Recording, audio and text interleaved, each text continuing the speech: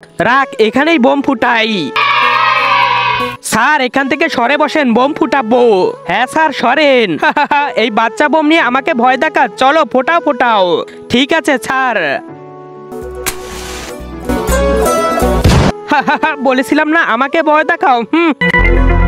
Sir এবার তো ভয় পাবেন, বড় বোম নিয়ে এসেছি। আরে এই বোমের চেয়ে আমার মুখের আওয়াজেই বেশি, ফোটাও ফোটাও। ঠিক আছে।